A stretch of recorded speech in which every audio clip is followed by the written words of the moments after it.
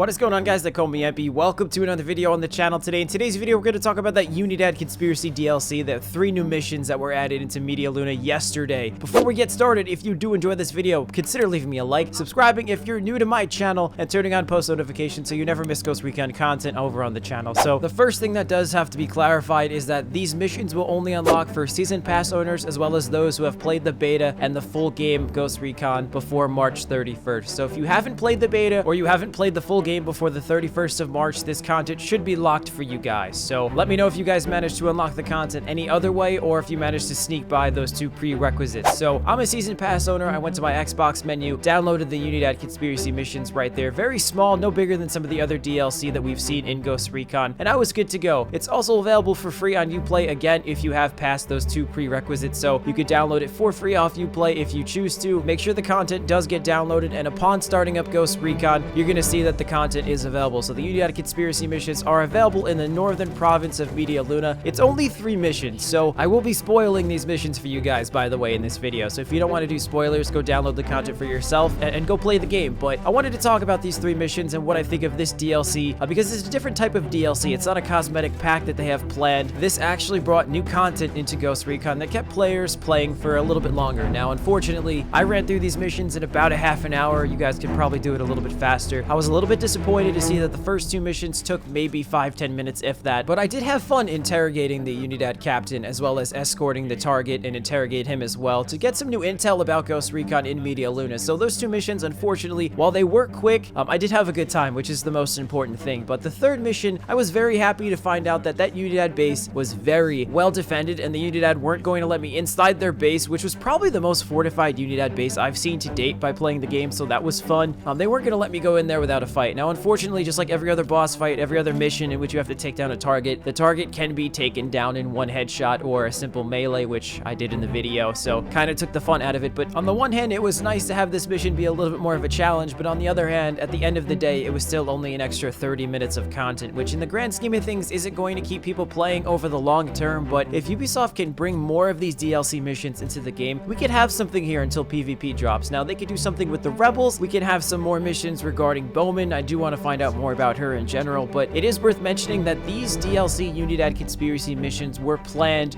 right from the beta. So these weren't something that was patched into the game as of last week. It wasn't something to answer the DLC outcry of the community. These were definitely planned months ago. Is it possible for Ubisoft to add more? Absolutely. Is it going to take some resources? Absolutely. But even if the missions themselves were a little bit of a repeat, interrogate this target, extract this target, kill this boss, we've done that before in the base game, but it's still more things to do at the end of the day, and we do get an extra weapon out of it. So if they could repeat that process, it could keep people playing again for a little bit longer until PvP drops. And the El Commandante weapon is pretty cool, I guess. It's an assault rifle with an 80 bullet magazine with a micro T1, so that's cool. More weapons are always a good thing. It's very stable. The handling and the recoil isn't really all that much to deal with, so everybody wants more content. I guess this is a start, maybe a small stepping stone, but it's going to take more than 3 missions and roughly 30 minutes of content to keep people playing Ghost Recon. So let me know what you guys think of the missions in the comments, and we can get into our top rated comments on this video. Raise it, Daniel. Why every new guns they sell in the new DLCs can't be modded? It sucks. Let me know if you guys in the comments want all of your guns to be able to be modded. I disagree with the boss weapons being modded. I know they're very iconic and I think they should stay that way, but the guns that you do purchase in the store should, 1, be bought separately. You shouldn't have to buy all that other junk that you don't want in those packs if you just want a specific weapon. And 2, I think they should be modded. I think you should be able to take